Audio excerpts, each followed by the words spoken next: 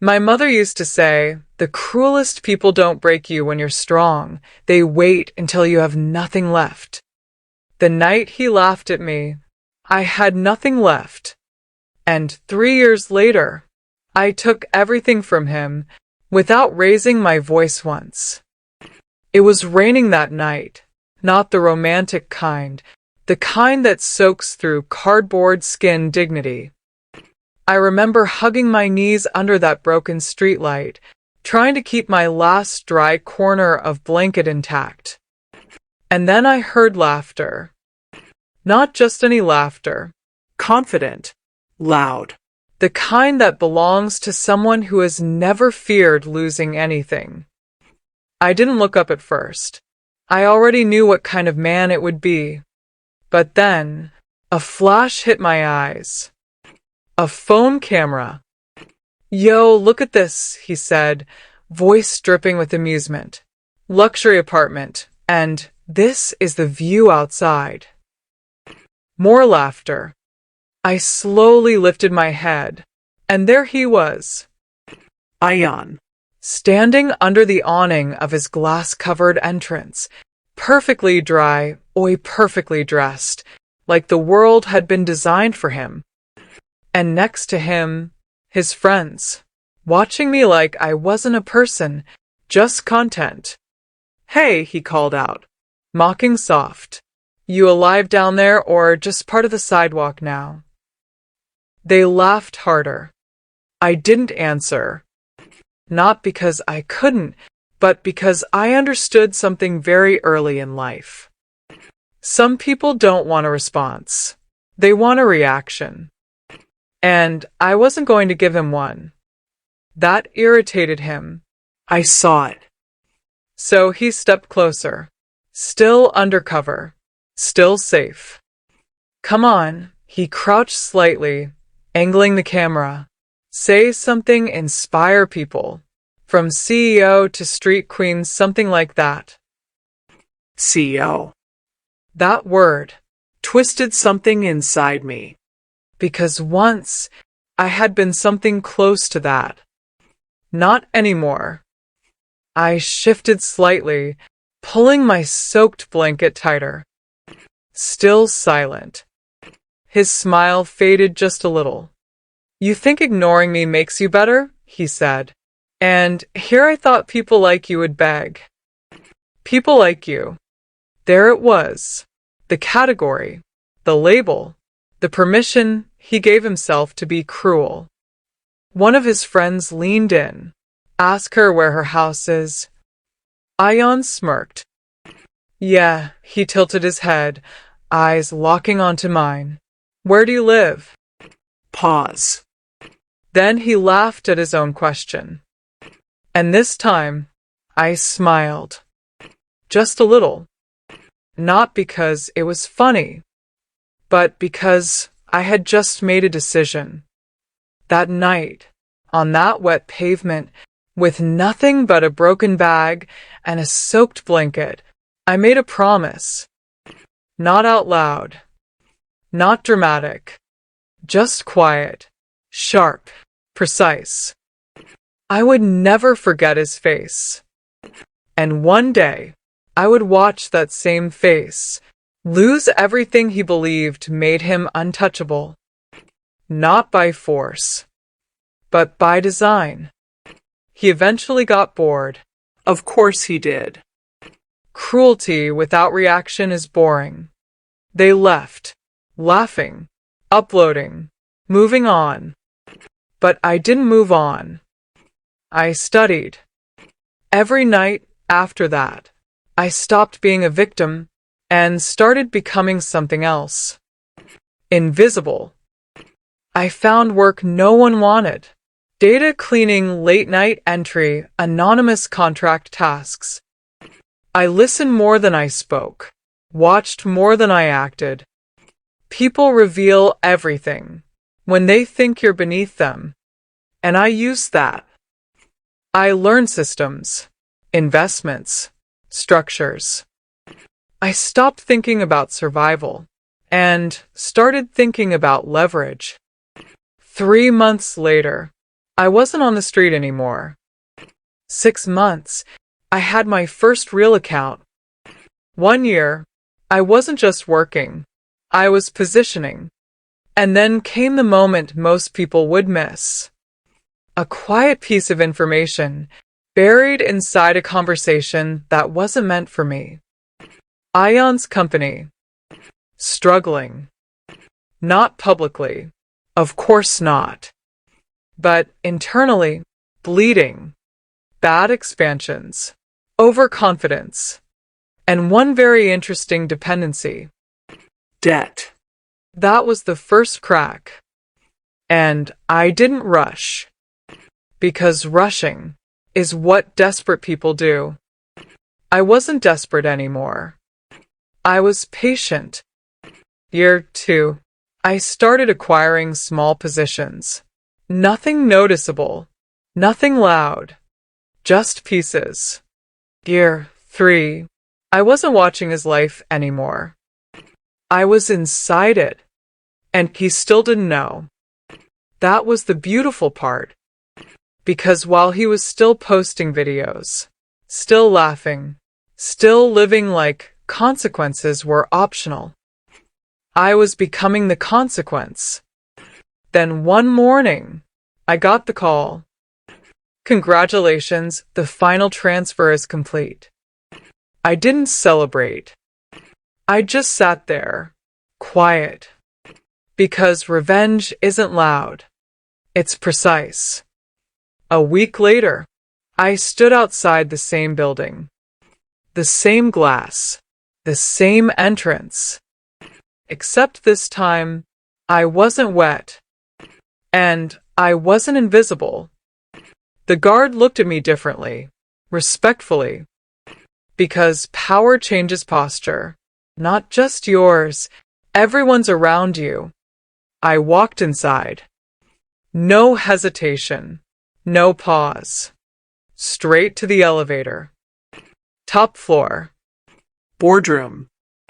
And as those doors opened, I saw him. Ion. Mid-sentence. Mid-confidence. Midlife. And then he saw me. That same face. But this time, no laughter. Just confusion. Recognition. And then something deeper. Something colder. Fear. The room went quiet. And I smiled. Not wide. Not emotional. Just enough. Because the game had already been won, long before I walked into that room.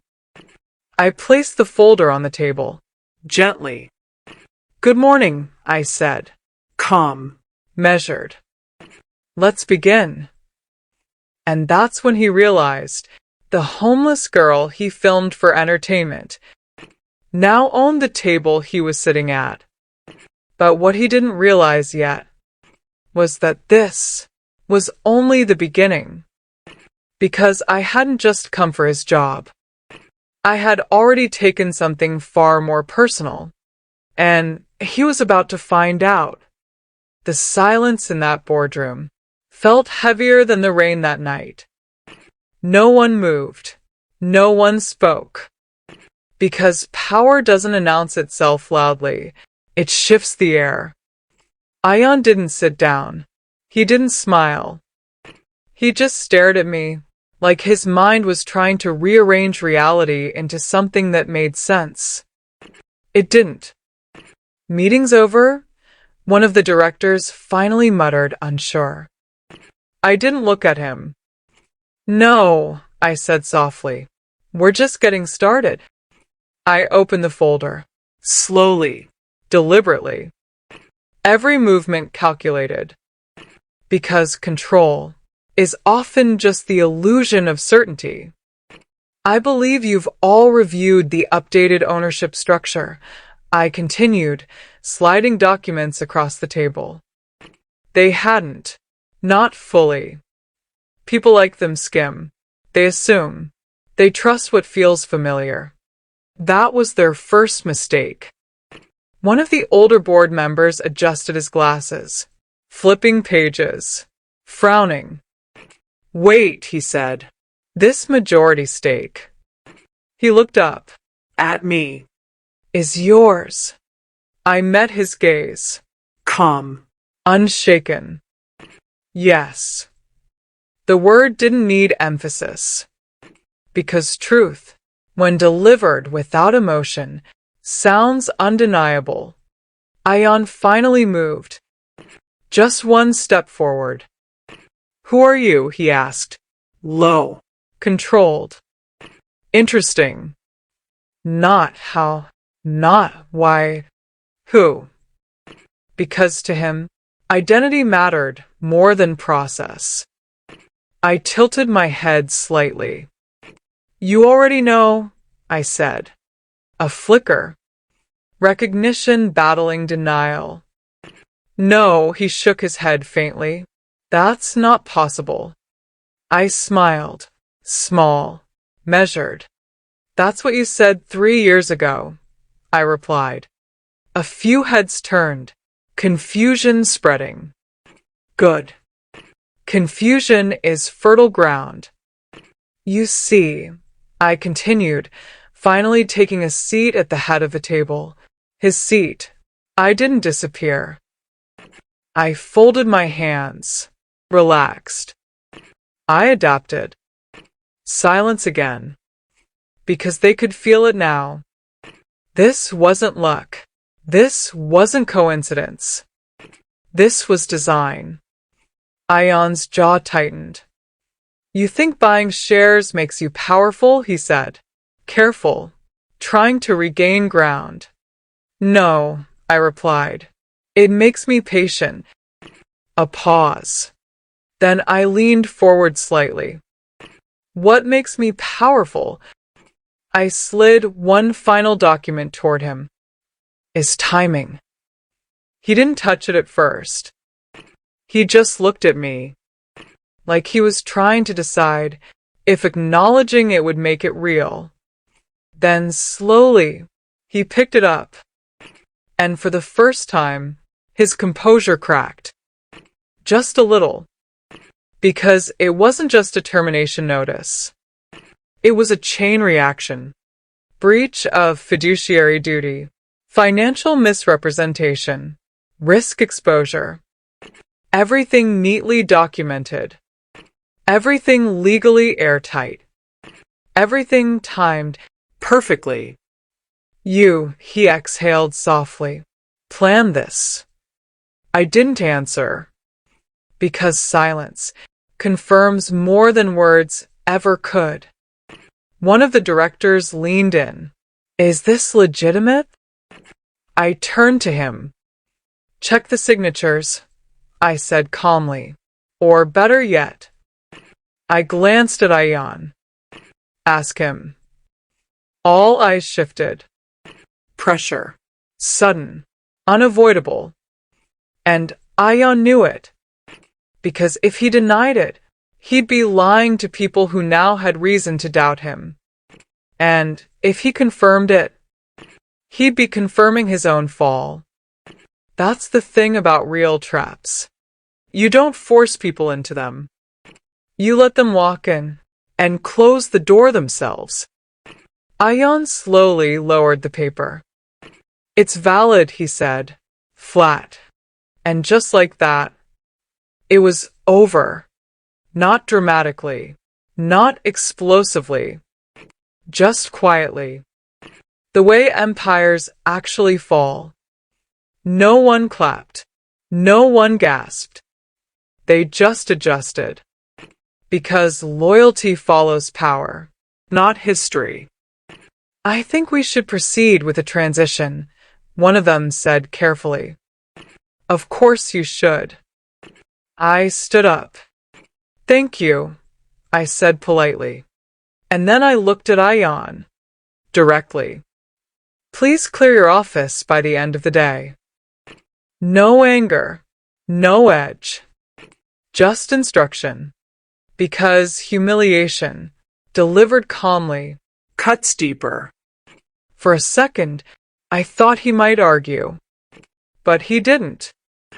Instead, he smiled. And that almost made me pause. Because it wasn't defeat. It was recognition. Like he had just understood the game and respected the move. Impressive, he said quietly. Then he leaned slightly closer. But you're late. That sentence landed differently. Not defensive. Certain. I didn't react. Because reaction gives information. Instead, I stepped back. Security will assist you if needed, I said. And I walked out. No rush. No hesitation. Because power doesn't linger. It moves on. But I didn't go far. I went to the one place I had been thinking about since that night. The penthouse. His penthouse. The same one he stood in front of while I sat in the rain. The elevator ride up felt different. Not triumphant. Measured.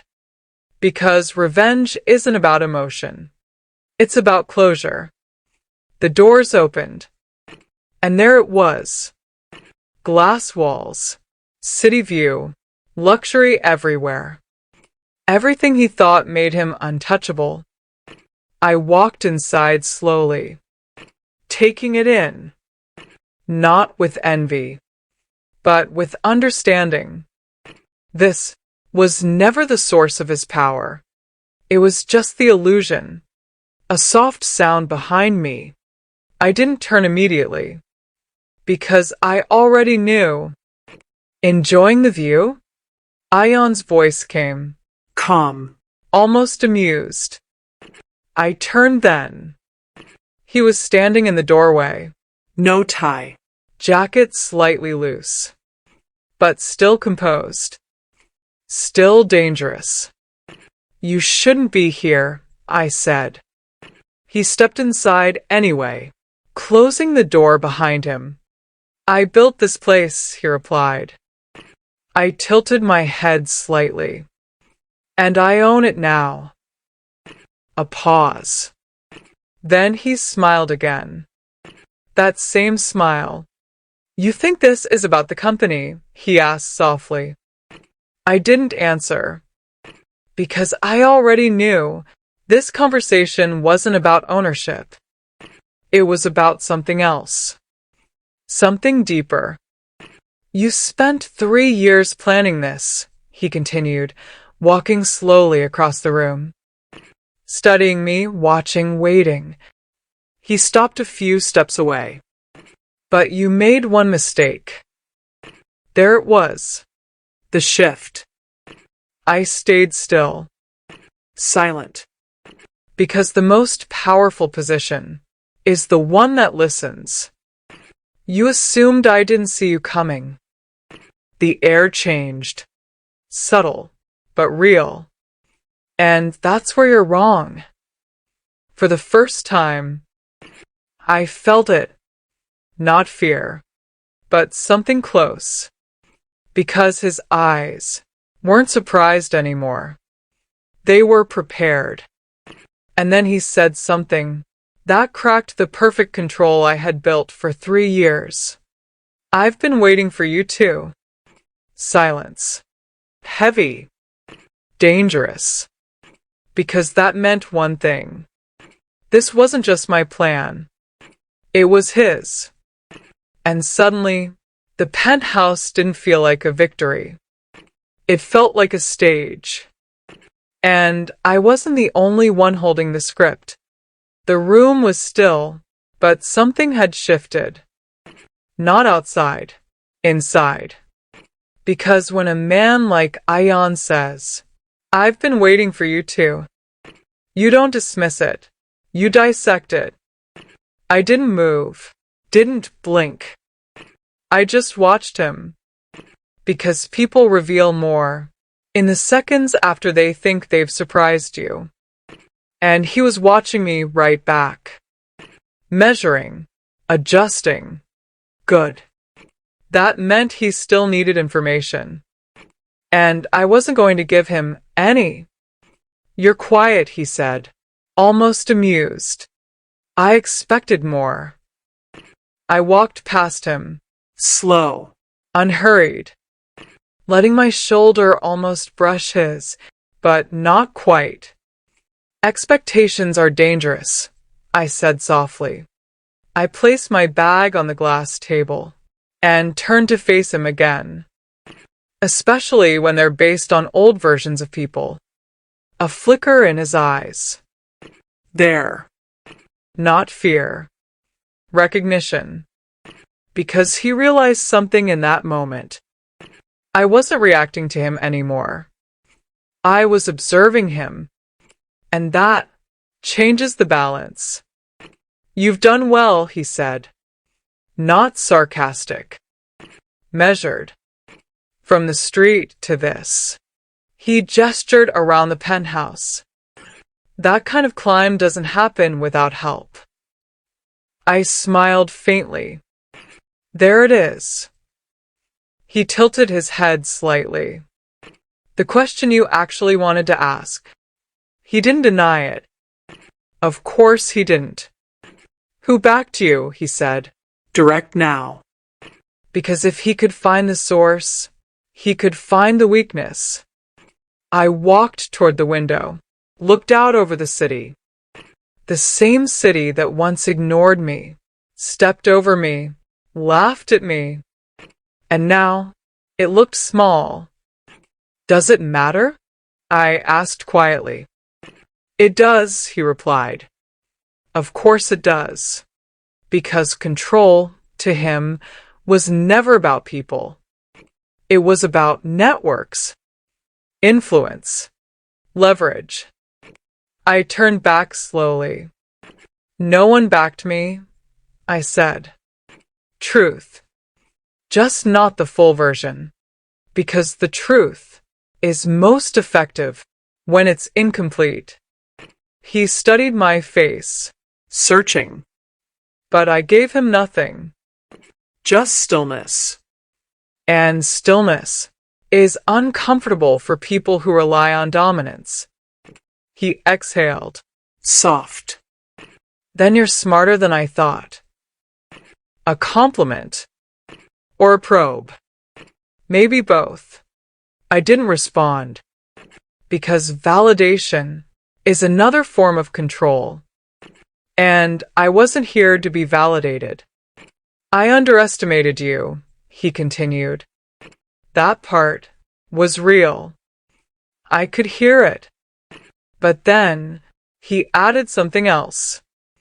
Just like you're underestimating me. There it was again. That quiet confidence.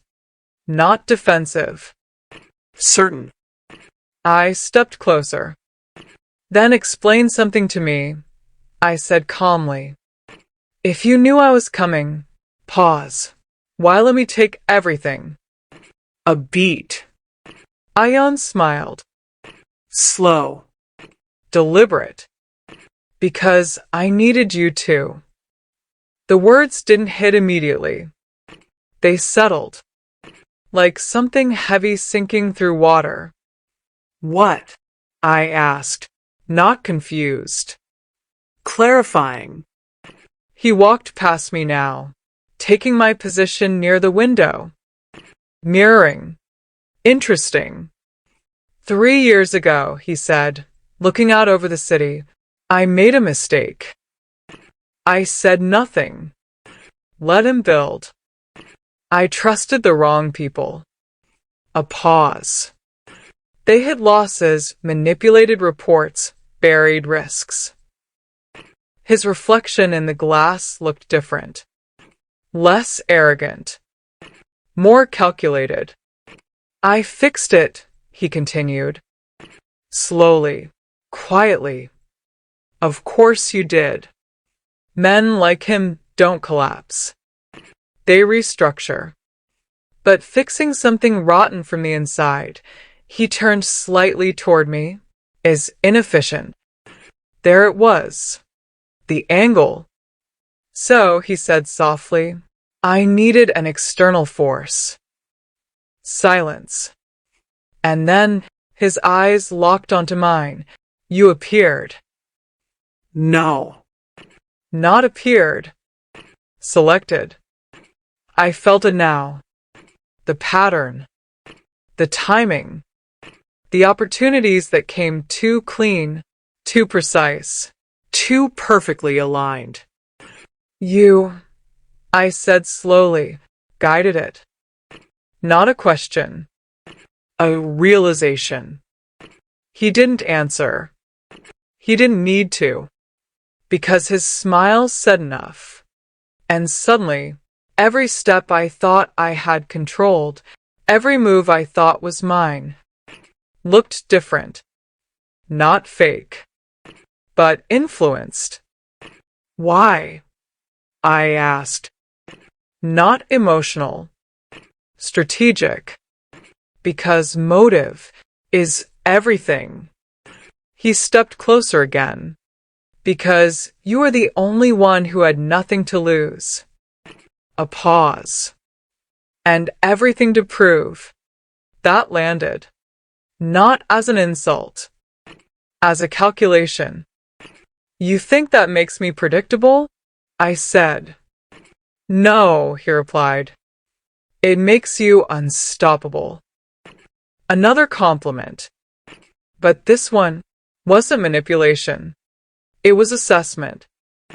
And that made it more dangerous. So what now?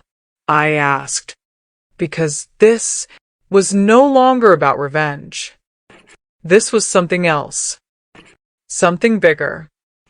He tilted his head slightly. Now. He reached into his pocket and pulled out his phone, tapped once, and placed it on the table between us. I didn't look down immediately, because instinct is something people like him study. Instead, I watched him. And he watched me. Then finally, I glanced at the screen, and everything inside me went still, because it wasn't financial data. It wasn't company records. It wasn't anything I expected. It was a video, a paused frame, Of me. 3 years ago, on that street, Soaked. Broken. invisible, filmed from a different angle, not his, someone else's, someone who wasn't laughing, someone who was watching, recording, tracking. I felt something cold slide through my chest. Not fear, recognition, because this meant one thing. That night wasn't random, and I hadn't been alone.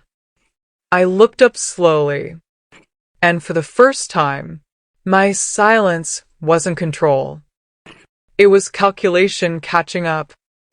You weren't the only one who noticed that night, Ion said quietly. The room felt smaller, sharper, more dangerous, because whatever this was, it went deeper than humiliation, deeper than revenge, deeper than either of us. And I had just stepped into it, thinking I was the one in control. The room didn't feel like mine anymore. Not the penthouse, not the view, not even the silence. Because that video wasn't just evidence. It was a message. I didn't touch the phone. Not yet. Because touching it would mean reacting. And reacting means giving something away. Instead, I looked at him. Play it, I said. Come. Flat. Like I wasn't staring at a version of myself I had buried. Ion didn't hesitate. Of course he didn't. He tapped the screen. The video moved. Rain. Same night. Same streetlight. But this angle was across the road. Higher. Still. Watching. watching me. Not him. Not the group. Me. I saw myself shift under the blanket, pulling it tighter, trying to disappear. And then, the frame zoomed slightly. Focused. Intentional. This wasn't some random bystander. This was surveillance. My throat tightened, just slightly. But I didn't let it reach my face. Who recorded this? I asked. Ayan leaned against the table. Wrong question. Of course. I exhaled slowly. What do they want? I corrected. A faint smile. Better. They wanted to see what you'd become, he said. A pause. And now they have. The video ended. But the weight of it didn't. Because something was becoming very clear.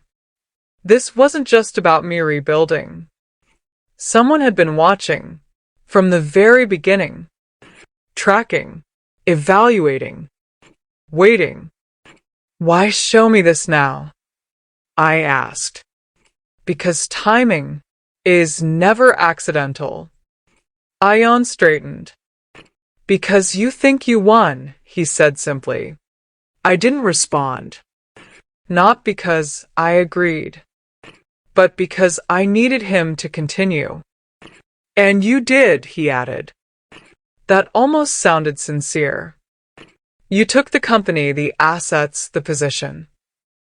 He stepped closer. But you stepped into something bigger. There it was again. That pattern. Not warning. Preparation. Explain, I said. He studied me for a second, like he was deciding how much to reveal. Then, he turned the phone back toward himself. Swiped once. Another video. Different time. Different place. A cafe. Me. 6 months after that night. Sitting alone. Working. And again. That same angle. Not accidental. Consistent. My stomach dropped. Because now it wasn't just one moment. It was a timeline. 3 years, he said quietly. They've been watching you for 3 years. My fingers tightened slightly. Not visible, but real. And you're just showing me this? I asked. Not just me, he replied. That word landed harder than anything else. Not just me. Who else? I asked. He didn't answer immediately. Instead, he walked past me again, taking control of space. You think I built everything alone? He said. A pause. I told you. He turned. I made a mistake 3 years ago. I watched him carefully. Every word, every shift. And I corrected it, he continued, by aligning with people who don't make mistakes. That sentence felt colder than anything he'd said before, because it wasn't arrogance. It was truth. Investors? I asked. He smiled faintly. Not the kind you pitch to. Of course not. Because normal investors don't track individuals on the street. They track markets, companies, numbers, not people like me. Unless we were never people like me to them. What am I to them? I asked. And this time, my voice had something in it. Not fear, but something close to Clarity. Ayan didn't soften. He didn't hesitate. You're an outcome. Silence. Heavy. Measured. They identify pressure points, he continued. Apply observation, remove interference. And then he looked directly into my eyes. And watch what rises. I didn't blink.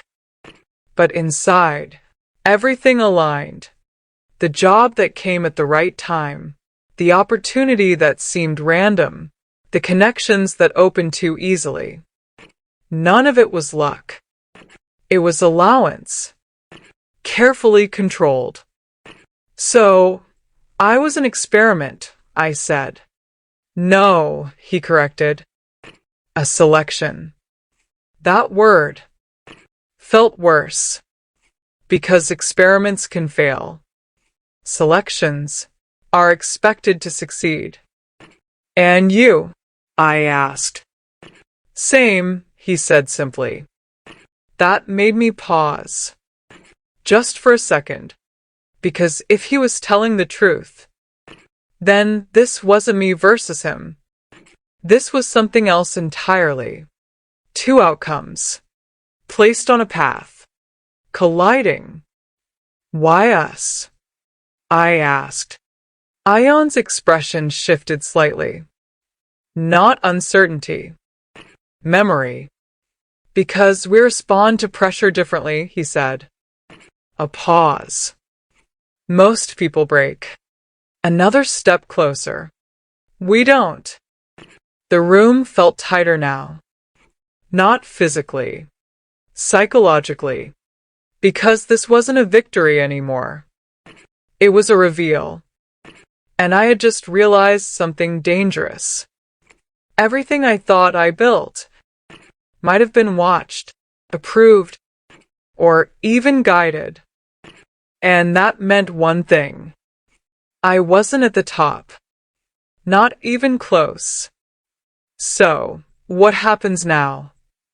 I asked. Because that question was no longer about him. He didn't answer right away. Instead, he picked up the phone again, swiped once more, and turned it toward me.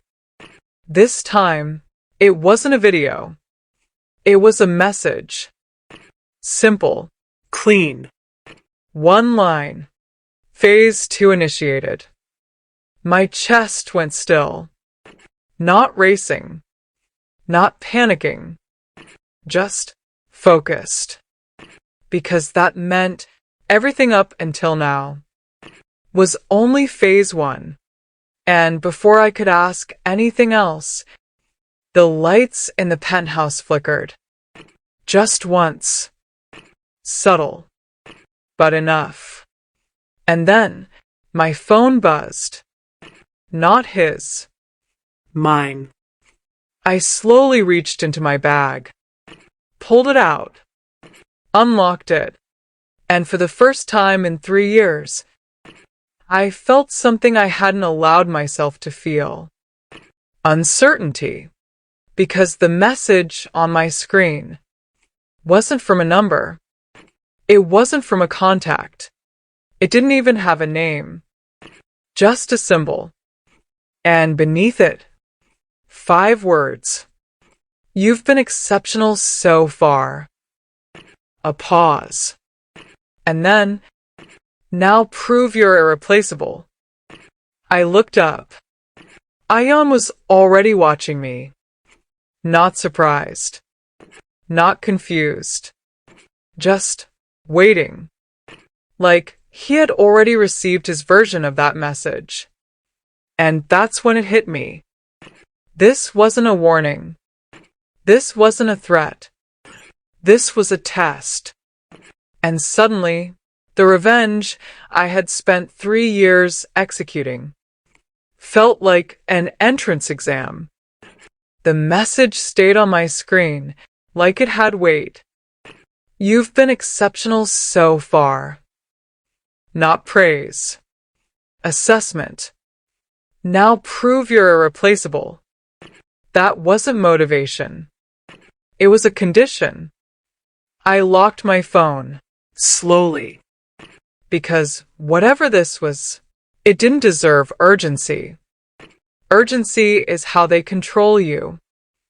I looked up. Ion was still watching me, not curious, not confused. Certain. You got it too, I said. Not a question.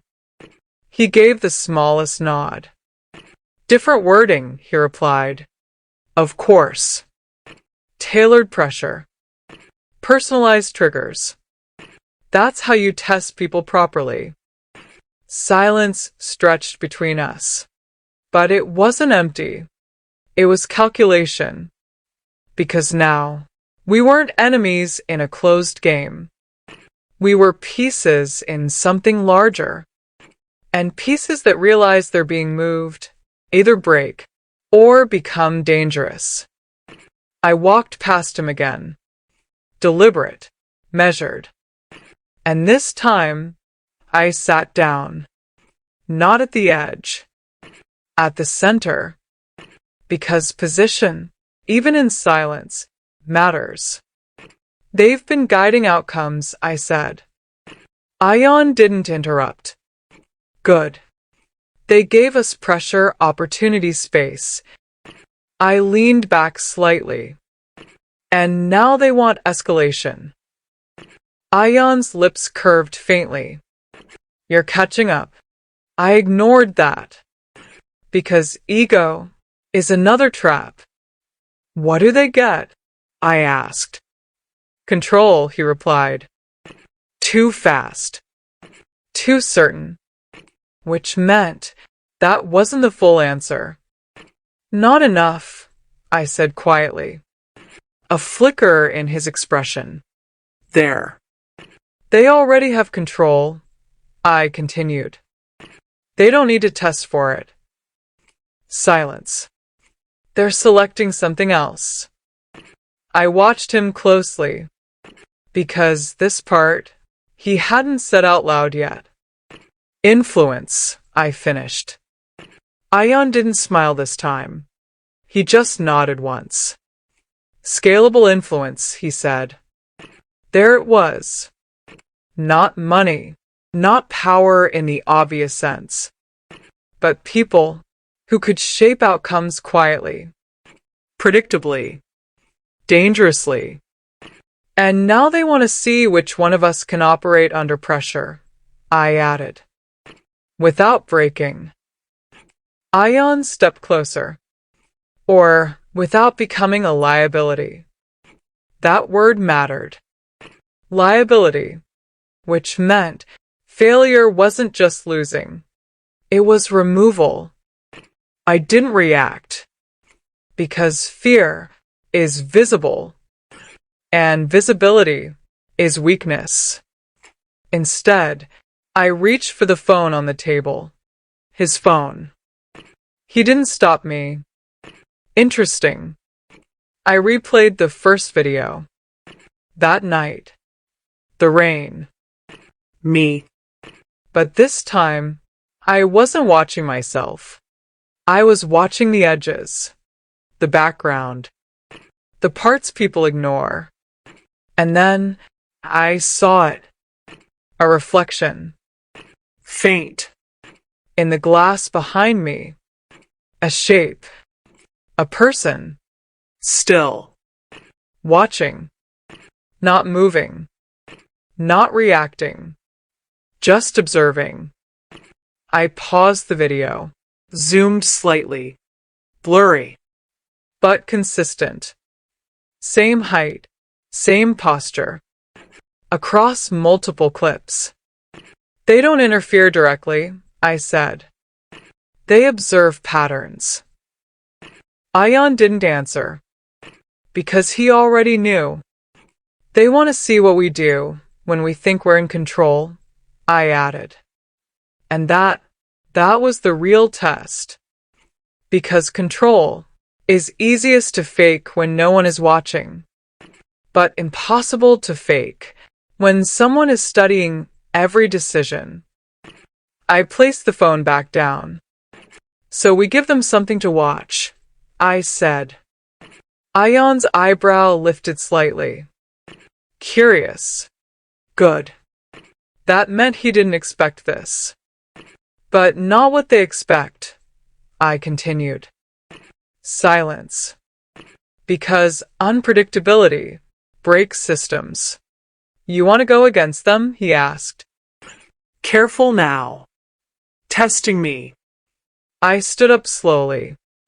No, I said. Not against. I stepped closer. Above. That made him pause. Just for a second. Because that idea wasn't in their framework. They think they're selecting us, I continued. But selection only works. I held his gaze. If the outcome stays inside their model. Ion's expression shifted. Not fully, but enough. You're suggesting, he started. I'm suggesting we stop behaving like variables, I said, and start behaving like anomalies. Silence. Heavy. Because that wasn't just strategy. That was defiance. And defiance gets attention. The dangerous kind. Ion walked slowly around me. Thinking. Calculating. You realize what happens to anomalies, he said quietly. Yes, I replied. They either get eliminated, pause, or they redefine the system. He stopped. Right behind me. Close enough that I could feel his presence. Not threatening. Assessing. And you think we can do that? He asked. I turned slightly. Not fully. Just enough. I don't think, I said. I already started. That was the truth. Because everything I had done, every move I made, was never just about him. It was about control. And now, I was about to take it back. From something much bigger. My phone buzzed again. This time, I didn't hesitate. I opened it. Another message. Same symbol. Different words. Your next decision will define your trajectory. A pause. Then, choose carefully. I stared at it. Then, slowly, I smiled. Not out of confidence. Not out of arrogance. But because I finally understood something. They weren't testing strength. They were testing choice. And choice is the only thing you can't fully predict. I looked up at Ion. Ready to disappoint them? I asked softly. For the first time, he laughed. Not mocking. Not cruel. Real. Always. And in that moment, the game changed again. Because we weren't playing against each other anymore. We were about to rewrite the rules. But neither of us realized yet that one wrong move wouldn't just cost us everything. It would expose a truth that neither of us was ready to face. The city outside didn't change, but everything inside me did. Because once you understand you're being watched, you stop performing. You start designing. I didn't respond to the message. Not immediately. Delays create tension. And tension reveals intent. I walked past Ion again, but this time, I didn't stop at the window. I picked up a glass from the table, poured water, took a slow sip. Normal, unbothered. Even though my mind was mapping possibilities at speed. They're waiting, he said. Of course they were. People who observe patterns hate unpredictability. So I gave them something else. Stillness. I placed the glass down. Then I picked up my phone again. Typed. Deleted. Typed again. Let them feel hesitation. Let them think I was weighing options. Because the more predictable my delay looked, the less they would expect what came next. Then finally, I sent one line. I don't follow trajectories. I locked the phone, placed it face down. Ion watched me carefully. That's not a safe answer, he said. Safe answers are predictable, I replied. And predictable outcomes are replaceable.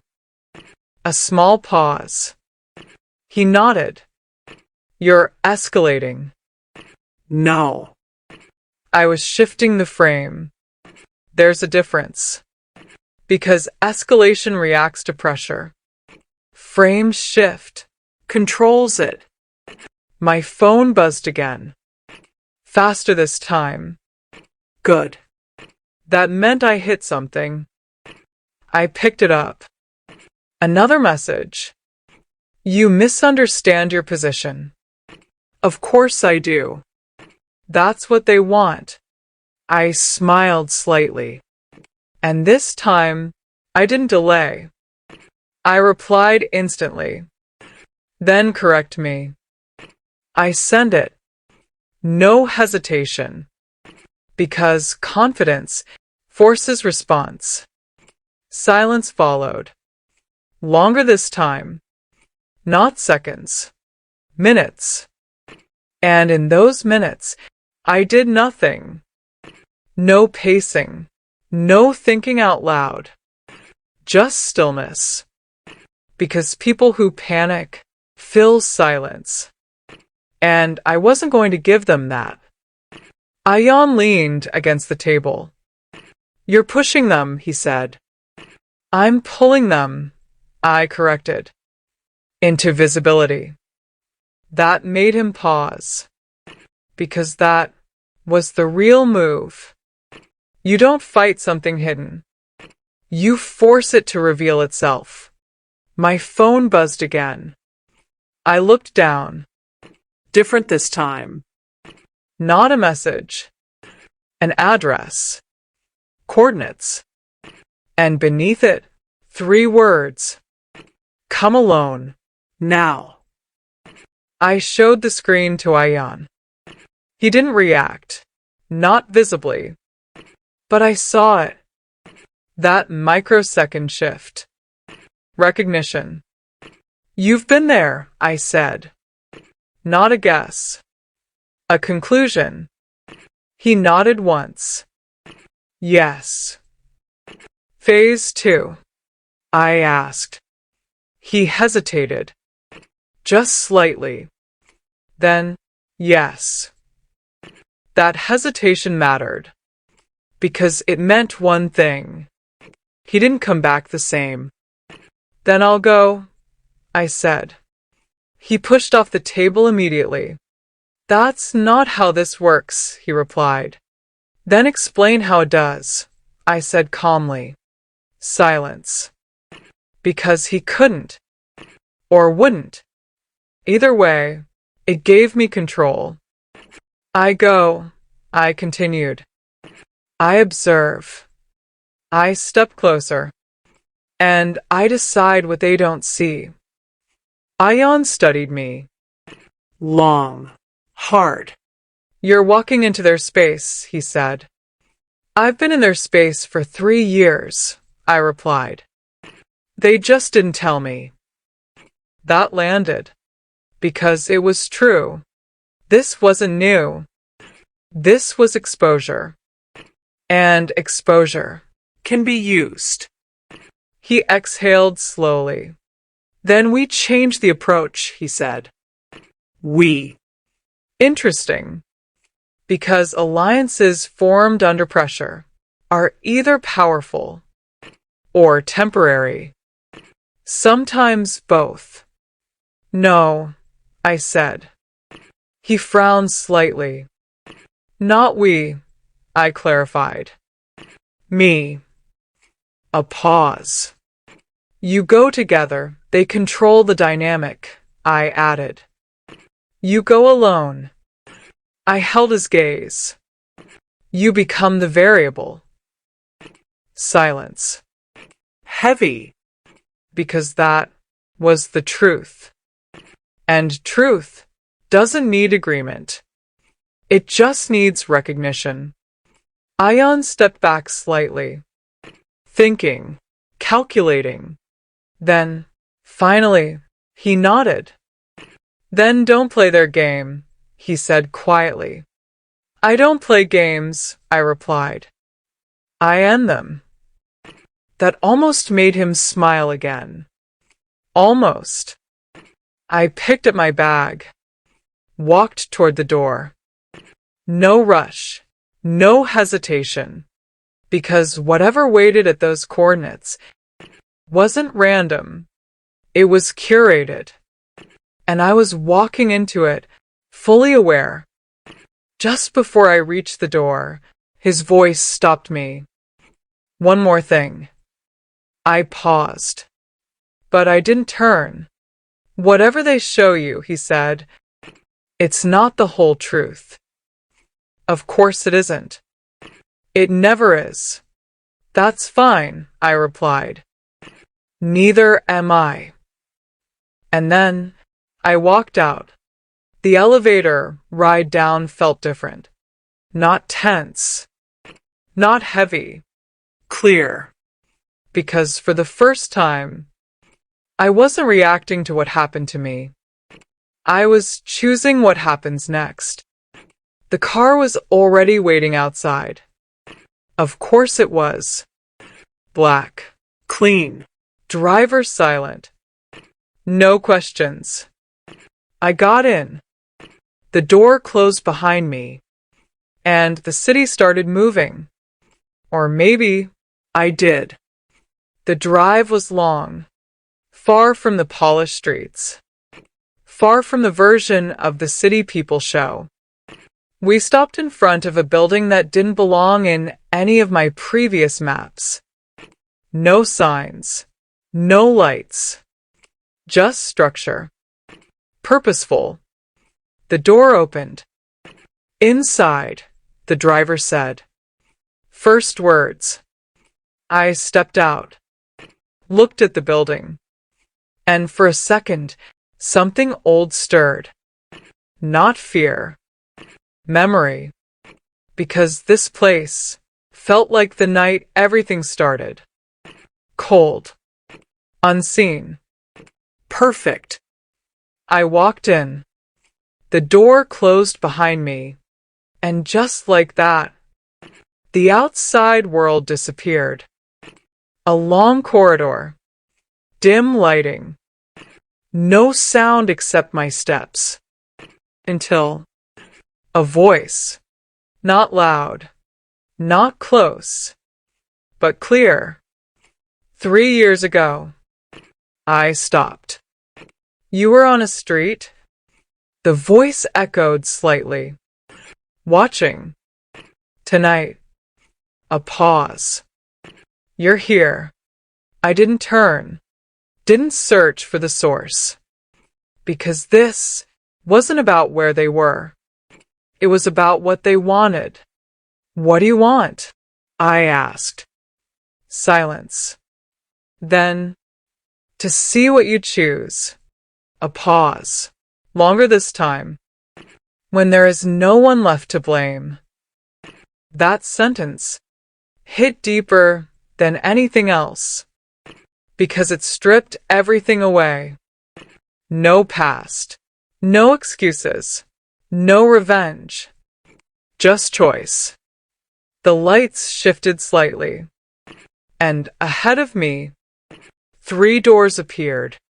Identical. Closed. And beneath each one, a single word. Power.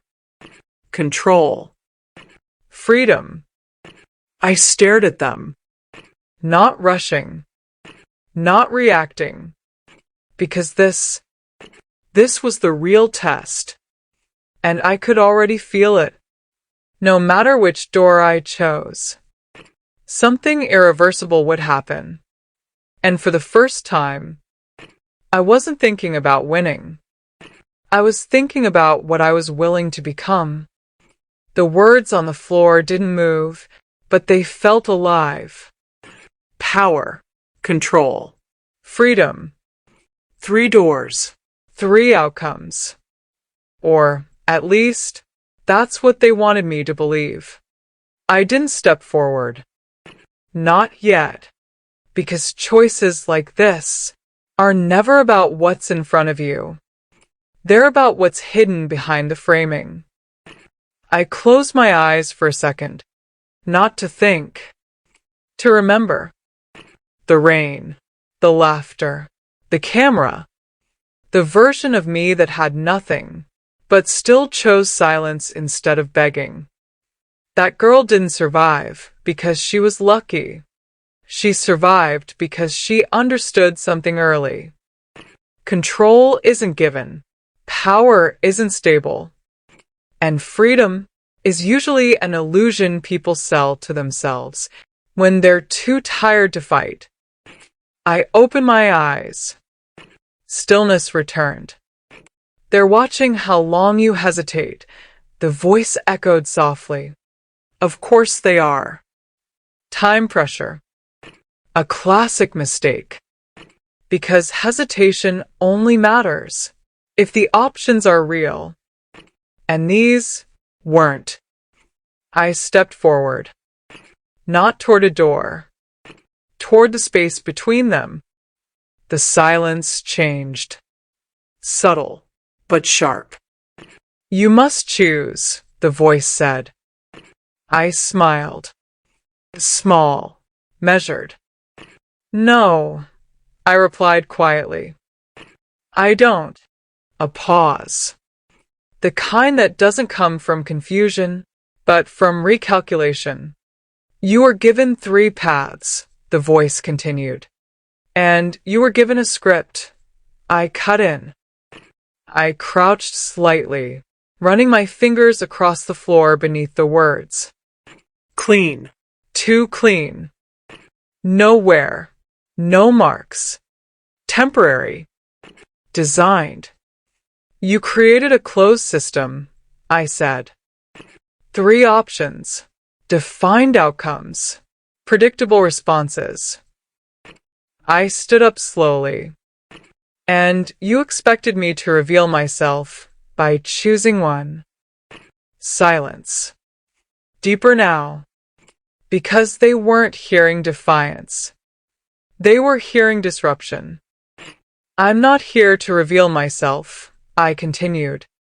I'm here to observe you. That line shifted everything. Because the moment the subject becomes the observer, the system breaks. The lights flickered again. Not once. Twice. And for the first time, I heard something behind the silence. Movement. Not visible, but real. Good. I had forced a reaction. I stepped even closer to the doors. Close enough to touch them. But I didn't. Power means dependence, I said softly. They give it, they take it. A pause. Control means limitation. Another step. You define the rules, but only inside their frame. I looked at the 3rd word. Freedom. I smiled slightly. Is the most convincing lie. Silence pressed in. Because they knew now. I wasn't playing. I reached into my bag. Pulled out my phone. Not to check messages. To record. I turned the camera on. And held it up. Facing the doors. Facing the space. Facing them. I choose none, I said clearly. And I document everything. That did it. The lights snapped fully on. Harsh. Revealing. The illusion dissolved. The walls shifted. Panels sliding back silently. And suddenly, I wasn't in a corridor anymore. I was in a room. A real one. Glass on one side. And behind it, People. 3 of them. Sitting. Watching. Not faceless. Not hidden. Human. That was the first crack in their perfection. Because once something becomes human, it becomes predictable. I lowered the phone slightly, but didn't stop recording.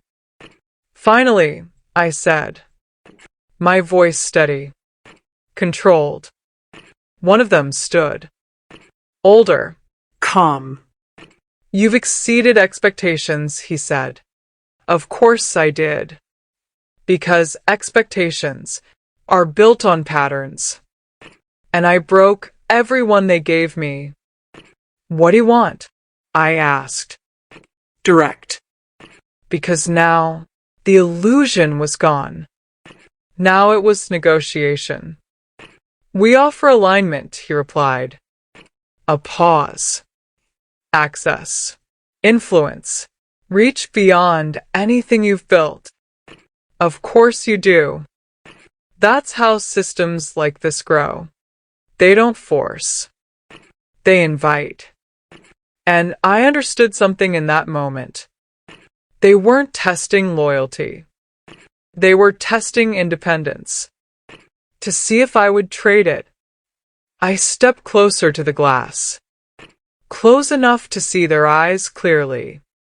You watched me at my lowest, I said quietly. No interference. A pause. You let him humiliate me. The man didn't deny it. Of course he didn't. Truth is easier when you control the narrative. We observe potential, he said. We don't interfere with it. I nodded slightly. Good, I said, because now everything was clear. I turned the phone slightly, making sure their faces were visible in the frame. You built your system on one assumption, I continued. That people who rise from nothing, I held his gaze, will always want more. Silence. And that makes them easy to control. A small shift in his expression. Not fear. Awareness. You're wrong, I said softly. People like me Pause. don't want more. Another step closer. We want ownership. That word landed. Because ownership Can't be given. it can only be taken. And I already have it, I added. I turned the phone toward myself for a second. Just long enough. Then back to them. Everything you've shown me, I said, is proof. The man tilted his head slightly. Proof of what? I smiled. Not cold. Not cruel. Certain. That you need people like me. A pause. More than we need you. Silence. Heavy. Because that was the truth they couldn't afford. I stepped back. Slowly. Deliberately. And then I did something they hadn't planned for. I ended the recording. But I didn't delete it. I didn't threaten them with it. I didn't even mention it. Because real leverage is never announced. It's implied. I'm not joining you, I said calmly. The air tightened. Subtle. But real. And you're not removing me, I added. Because they couldn't. Not without proving everything I now had. A long pause. Then the man nodded. Once. Slow. Then we adapt, he said. Of course you do. Systems always do. I turned. Walked toward the exit. No one stopped me. No one spoke because the test was over. And for the first time, I wasn't part of their system. I was outside it. When I stepped back into the night, the air felt different. Not lighter, clearer. My phone buzzed once more. I looked at it. No symbol this time. No unknown sender. Just a single message. Understood. I smiled. Small, quiet, because that word meant everything. Not approval, not defeat, recognition. And across the street, parked under a dim light, I saw a familiar car. Black. Clean. Silent. Ion stepped out, leaning casually against the door, waiting. I walked toward him. No rush. No hesitation. Well, he asked. I stopped in front of him, met his eyes. They offered everything, I said. A pause.